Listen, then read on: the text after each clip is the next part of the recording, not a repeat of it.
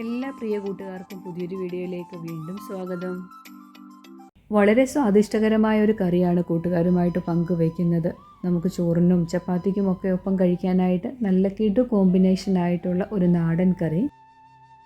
ചിക്കനും മീനും ഒന്നും ഇല്ലെങ്കിലും നമുക്ക് ചിക്കൻ കറിയുടെ അതേ ടേസ്റ്റിൽ ഈ ഒരു കറി തയ്യാറാക്കി എടുക്കാവുന്നതാണ്. ചോറിൻ്റെ കൂടെ നമുക്ക് മറ്റു കറികളുടെ ആവശ്യമില്ല. ഇതുപോലൊരു കറി തയ്യാറാക്കി എടുക്കുകയാണെങ്കിൽ നല്ല ഒരു പഴയകാല റെസിപ്പി തന്നെയാണിത്. ഈ രുചികരമായ കറി തയ്യാറാക്കുന്ന വിധം പെട്ടെന്ന് നമുക്കൊന്ന് കണ്ടിട്ട് വന്നാലോ. ഈ കറി തയ്യാറാക്കി എടുക്കുന്നത് നമ്മൾ ചീമച്ചക്ക വെച്ചിട്ടാണ്. കടച്ചക്ക, ചീമച്ചക്ക എന്നൊക്കെ പേരിൽ അറിയപ്പെടും. ഇത് നമുക്കിനി ഇതിൻ്റെ തൊലിയൊക്കെ ഒന്ന് ചെത്തി ചെറിയ ക്യൂബ്സുകളായിട്ടൊന്ന് നുറുക്കിയെടുക്കണം. കറയുള്ളത് കൊണ്ട് കയ്യിൽ ലേശം ഓയിലൊന്ന് പുരട്ടിയിട്ട് വേണം അരിഞ്ഞെടുക്കാൻ. ഇവ അരിഞ്ഞ് വെച്ച് കഴിഞ്ഞാൽ വേഗത്തിൽ തന്നെ അതിൻ്റെ നിറത്തിനൊക്കെ വ്യത്യാസം വരും. അതുകൊണ്ട് ലേശം മഞ്ഞൾപ്പൊടി കലർത്തിയ വെള്ളമാണ് വെച്ചിരിക്കുന്നത്. അതിലോട്ടാണ് ചെറിയ ക്യൂബ്സുകളായിട്ട് അരിഞ്ഞിട്ട് കൊടുക്കുന്നത്. മീഡിയം വലിപ്പമുള്ള ഒരു ചീമച്ചക്ക തന്നെ ഈ കറി തയ്യാറാക്കി എടുക്കാനായിട്ട് ഞാൻ എടുത്തിട്ടുണ്ട്. ഇനി ഇത് കുക്ക് ചെയ്ത് വരുന്നത് വരെ ഈ വെള്ളത്തിൽ തന്നെ കിടക്കും. അതിനുശേഷം കഴുകിയിട്ടാണ് നമ്മളിതിന് കറിവിയിലോട്ട് ചേർത്ത് കൊടുക്കുന്നത്. കാരണം വെള്ളത്തിൽ നിന്ന് എടുത്തു കഴിഞ്ഞാൽ പെട്ടെന്ന് തന്നെ അതിൻ്റെ നിറത്തിന് വ്യത്യാസം വരും. ഇനി ബാക്കിയുള്ള ഇൻഗ്രീഡിയൻസ് എന്തൊക്കെയെന്ന് നമുക്ക് നോക്കാം. 8 പീസോളം ചെറിയുള്ളി നെടുകെ പിളർന്നതും, ഒരു അര ടീസ്പൂൺ അളവിൽ ഇഞ്ചി വളരെ പൊടിയായിട്ട് അരിഞ്ഞെടുത്തതുമാണ്. എരിവിന് വേണ്ടിയിട്ട് 2 പച്ചമുളകാണ് ചേർത്ത് കൊടുക്കുന്നത്. ബാക്കി നമ്മൾ മുളക് പൊടി ചേർത്ത് കൊടുക്കും. ഇനി നമുക്ക് പൊടികളായിട്ട് വേണ്ടത് 1.5 ടീസ്പൂൺ അളവിൽ എരിവുള്ള മുളക് പൊടി, 3 ടീസ്പൂണ് മല്ലിപ്പൊടി, അര ടീസ്പൂൺ അളവിൽ മഞ്ഞൾപ്പൊടിയുമാണ് എടുത്തേക്കുന്നത്. ഇവിടെ നമ്മൾ വഴറ്റിയെടുക്കുന്നൊന്നുമില്ല. നമ്മൾ അരിഞ്ഞു വെച്ചിരിക്കുന്ന ചെറിയുള്ളിയും ഇഞ്ചിയും അതോടൊപ്പം തന്നെ മസാലപ്പൊടിയും മൺചട്ടിയിലോട്ട് ഇട്ട് കൊടുത്തിട്ടുണ്ട്. ചക്ക നല്ല രീതിയിലൊന്ന് കഴുകിയെടുത്തിട്ടുണ്ട്. 2-3 തവണ കഴുകിയ കറയൊക്കെ മാറ്റിയ ശേഷമാണ് അവയും കൂടെ നമുക്ക് ഈ കൂട്ടത്തിൽ ചേർത്ത് കൊടുക്കണം. 1 ടീസ്പൂൺ അളവിൽ വെളിച്ചെണ്ണയും കൂടെ ചേർത്ത് കൊടുക്കാം. ഇനി നമുക്ക് കൈകൊണ്ട് നല്ല രീതിയിലൊന്ന് തിരുമ്മി യോജിപ്പിക്കണം. ആ ഉള്ളിയൊക്കെ ഒന്ന് ഉടഞ്ഞ് കിട്ടണം. ആ മസാല കൂട്ടി ഈ ചക്കയിലെല്ലാം പിടിച്ച് കിട്ടുകയും വേണം. ഉപ്പ് ഞാൻ ഈ സമയത്ത് ചേർത്ത് കൊടുക്കുന്നില്ല. ചില സമയത്ത് കിട്ടുന്ന ചക്ക പെട്ടെന്ന് വെന്ത് കിട്ടത്തില്ല. അപ്പോൾ ഉപ്പൊന്ന് വെന്തതിന് ശേഷമാണ് ചേർത്ത് കൊടുക്കുന്നത്. കൈകൊണ്ട് നല്ലതുപോലെ തിരുമ്മി യോജിപ്പിക്കണം. ആ ചെറിയുള്ളിയൊക്കെ ഒന്ന് ഉടഞ്ഞ് കിട്ടത്തക്ക രീതിയിൽ തന്നെ നമുക്കൊന്ന് മിക്സ് ചെയ്തെടുക്കാം. ഇനി ആവശ്യമായിട്ടുള്ള വെള്ളം വെച്ച് കൊടുക്കണം. കുറച്ച് കറി ലീഫും കൂടെ ചേർത്ത് കൊടുത്തിട്ടുണ്ട്. ചക്കയുടെ പീസുകളെല്ലാം നികരെ നിൽക്കത്തക്ക രീതിയിലുള്ള വെള്ളം നമ്മൾ വെച്ച് കൊടുക്കണം. ഇനി അടച്ചു വെച്ചിട്ട് നമുക്കിതൊന്ന് വേവിച്ചെടുക്കാം. ആ ഒരു സമയം കൊണ്ട് നമുക്ക് വേറൊരു അരപ്പും കൂടെ റെഡിയാക്കി എടുക്കാനുണ്ട്. ഇതിലേക്ക് 1 കപ്പ് തേങ്ങ ചിരകിയത്, അര ടീസ്പൂണ് പെരിഞ്ജീരകം, വലിയ ജീരകമുണ്ടല്ലോ, ഒരു 4 അല്ലി വെളുത്തുള്ളി എടുത്തിട്ടുണ്ട്, അര ടീസ്പൂൺ അളവിൽ മുഴുവനായിട്ടുള്ള കുരുമുളക്, 4 ചുമന്നുള്ളി വട്ടത്തിൽ അരിഞ്ഞതും, 2 ഏലയ്ക്ക, 2 ഗ്രാമ്പു, ഒരു ചെറിയ കഷ്ണം പട്ട. നമ്മൾ വറുത്തരച്ച ചിക്കൻ കറിയൊക്കെ തയ്യാറാക്കിയെടുക്കുന്ന ആ ഒരു ടേസ്റ്റിലാണ് ഈ ചക്കക്കറി തയ്യാറാക്കിയെടുക്കുന്നത്. വളരെ ടേസ്റ്റിയാണ്. ചിക്കൻ കറിയൊക്കെ കഴിക്കുന്ന അതേ ടേസ്റ്റിൽ തന്നെ നമുക്കിത് തയ്യാറാക്കിയെടുക്കാനായിട്ട് സാധിക്കുന്നതാണ്. ഇനി ഇവ നമുക്ക് ഇളക്കി നല്ല രീതിയിലൊന്ന് മൂപ്പിച്ചെടുക്കണം. ഇതേ സമയം തന്നെ ഞാൻ ചക്ക വേവിക്കാനും വെച്ചിട്ടുണ്ട്. ചക്ക ഏകദേശം ഒന്ന് വെന്ത് വന്നിട്ടുണ്ട്. തിളച്ച് വെന്ത് വരാനായിട്ട് തുടങ്ങിയപ്പോൾ ഞാൻ ആവശ്യമായിട്ടുള്ള ഉപ്പ് ചേർത്ത് കൊടുത്തിട്ടുണ്ട്. കുറച്ച് വെള്ളം കൂടെ നമുക്ക് വറ്റിച്ചെടുക്കണം. ആ ഒരു സമയം കൊണ്ട് നമുക്ക് തേങ്ങയും വറുത്തെടുക്കാം. ഈ തേങ്ങ ഒന്ന് വറുത്തെടുക്കുന്ന ആ ഒരു സമയം മാത്രമേ നമുക്കിവിടെ അധികമായിട്ട് വരികയുള്ളൂ. ബാക്കിയൊക്കെ വളരെ എളുപ്പത്തിൽ തയ്യാറാക്കി എടുക്കാവുന്നതാണ്. ഇങ്ങനെയൊന്ന് തയ്യാറാക്കുകയാണെങ്കിൽ നമുക്ക് ചോറിനൊപ്പം മാത്രമല്ല ചപ്പാത്തിക്കും അതുപോലെ തന്നെ നൂൽപുട്ടിനാണെങ്കിലും കഴിക്കാൻ നല്ല ടേസ്റ്റാണ്.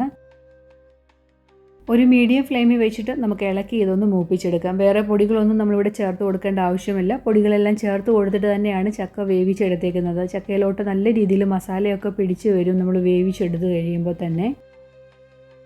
തേങ്ങയെല്ലാം വറുത്തെടുത്തിട്ടുണ്ട്. ഇനി നമുക്കിതൊന്ന് ചൂടാറാനായിട്ട് വെയിറ്റ് ചെയ്യണം. ചൂടാറി കഴിഞ്ഞ് മിക്സിയുടെ ജാറിലിട്ട് നല്ല രീതിയിലൊന്ന് അരച്ചെടുക്കണം. കുറച്ച് വെള്ളം ചേർത്ത് തന്നെ നല്ല ഫൈൻ പേസ്റ്റായിട്ട് അരച്ചെടുക്കുകയും വേണം. നമ്മൾ ചക്കയിലോട്ട് ചേർത്ത് കൊടുത്ത വെള്ളമൊക്കെ വറ്റി ചക്കയുടെ കഷ്ണങ്ങളും വെന്ത് വന്നിട്ടുണ്ട്. ഇനി അരച്ചെടുത്ത കൂട്ടാണ് ചേർത്ത് കൊടുക്കുന്നത്. തേങ്ങ നല്ല ഫൈൻ പേസ്റ്റായിട്ട് തന്നെ അരച്ചെടുത്തിരുന്നു. അരപ്പൂടെ ചേർത്ത് കൊടുത്തിട്ട് ചെറുതായിട്ട് ഇളക്കി ഒന്ന് തിളപ്പിച്ചെടുത്താൽ മാത്രം മതി. ഇവിടെ ഗ്രേവിക്ക് ആവശ്യമായിട്ടുള്ള വെള്ളം നിങ്ങൾക്ക് വേണമെന്നുണ്ടെങ്കിൽ ചെറിയ ചൂടുവെള്ളം ചേർത്ത് കൊടുക്കണം. അല്ലാതെ പച്ചവെള്ളം ഒന്നും ചേർത്ത് കൊടുക്കരുത്.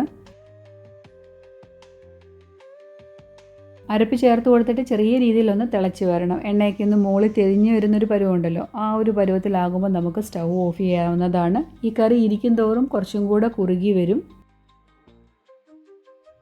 എണ്ണയൊക്കെ മുകളിൽ തെളിഞ്ഞ് വരാനായിട്ട് തുടങ്ങിയിട്ടുണ്ട്. കറി കുറച്ചും കൂടി ഒന്ന് കുറുകി കിട്ടിയിട്ടുമുണ്ട്. ഇനി നമുക്ക് സ്റ്റൗ ഓഫ് ചെയ്തിട്ട് ഒരു താളിപ്പും കൂടെ ചേർക്കാനുണ്ട്.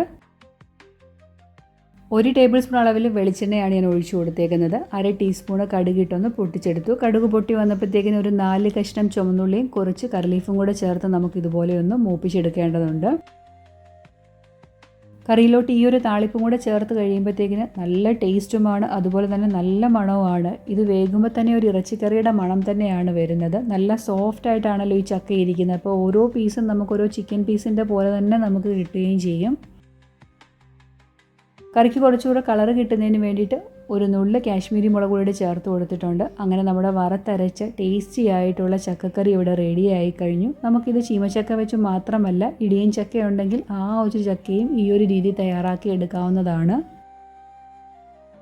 ഏത് കറിയാണെങ്കിലും നമ്മൾ വെച്ച ഉടനെ സെർവ് ചെയ്യാതെ കുറച്ച് നേരം അടച്ച് വെച്ചതിന് ശേഷം മാത്രമേ സെർവ് ചെയ്യാവൂ. അപ്പോൾ കുറച്ചും കൂടെ ടേസ്റ്റ് കൂടുതൽ കിട്ടുകയും ചെയ്യും, കറി കുറച്ചും കൂടെ കുറുകി വരികയും ചെയ്യും.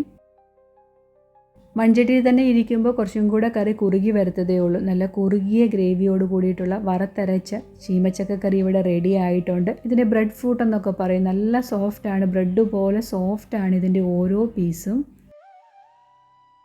നമ്മൾ സാധാരണ വറുത്തരച്ച ചിക്കൻ കറി ഏതിൻ്റെ കൂടെയൊക്കെ കഴിക്കാമോ അതിൻ്റെ കൂടെയൊക്കെ ഈ ഒരു കറിയും നമുക്ക് സെർവ് ചെയ്യാവുന്നതാണ്. ബ്രെഡിൻ്റെ കൂടെയൊക്കെ സെർവ് ചെയ്യാനാണെങ്കിൽ നല്ല കിഡ് കോമ്പിനേഷൻ തന്നെയാണ്. ആ ഒരു രീതി നിങ്ങൾ കഴിച്ചിട്ടില്ലെങ്കിൽ ഒന്ന് കഴിച്ചു നോക്കണം, നല്ല ടേസ്റ്റാണ്. ഇന്നത്തെ ഈ റെസിപ്പി വീഡിയോ നിങ്ങൾക്ക് ഇഷ്ടപ്പെട്ടിട്ടുണ്ടെങ്കിൽ ഒന്ന് ലൈക്ക് ചെയ്യാനും, ആദ്യമായിട്ട് വീഡിയോ കാണുന്ന കൂട്ടുകാരാരെങ്കിലും ഉണ്ടെങ്കിൽ ഒന്ന് സബ്സ്ക്രൈബ് ചെയ്ത് കൂട്ടാക്കാനും മറന്നു പോകല്ലേ. സബ്സ്ക്രൈബ് ചെയ്യുന്നതിനോടൊപ്പം അടുത്തുള്ള ബെല്ലൈക്കനും കൂടെ എനേബിൾ ആക്കി ഓൾ എന്നുള്ള ഓപ്ഷനും കൂടെ പ്രസ് ചെയ്യണം. അങ്ങനെയാണെങ്കിൽ മാത്രമേ ഞാനിടുന്ന പുതിയ വീഡിയോയുടെ നോട്ടിഫിക്കേഷൻ കൂട്ടുകാരുടെ ഇടയിലേക്ക് വളരെ പെട്ടെന്ന് തന്നെ എത്തുകയുള്ളൂ. ഇനി ഈ ബ്രെഡ് ഫ്രൂട്ടൊക്കെ വഴി കാണുകയാണെങ്കിൽ തീർച്ചയായിട്ടും വാങ്ങിച്ചോളൂ. ഇതുപോലെ ഒന്ന് തയ്യാറാക്കിയാൽ വീട്ടിലുള്ള എല്ലാവർക്കും ഒരുപോലെ ഇഷ്ടപ്പെടുകയും ചെയ്യും. നമ്മൾ കാലത്ത് ഇതുപോലെ ഒന്ന് തയ്യാറാക്കുകയാണെങ്കിൽ ബ്രേക്ക്ഫാസ്റ്റിനും ഡിന്നറിനും ഒക്കെ സെർവ് ചെയ്യാനായിട്ട് പറ്റുന്നതാണ്. ഇതുപോലെ തയ്യാറാക്കി കൂട്ടുകാർക്ക് ഇഷ്ടപ്പെടുകയാണെങ്കിൽ നിങ്ങളുടെ ഫ്രണ്ട്സിനും റിലേറ്റീവ്സിനും ഒക്കെ ഒന്ന് ഷെയർ ചെയ്ത് ഈ കുഞ്ഞു ചാനലിലൊരു സപ്പോർട്ടും കൂടെ തരാൻ മറന്നു പോകല്ലേ. അടുത്ത ദിവസം നല്ലൊരു റെസിപ്പിയായിട്ട് വളരെ പെട്ടെന്ന് തന്നെ ഞാൻ നിങ്ങളുടെ അടുത്തേക്ക് എത്തുന്നതാണ്. Thanks for watching.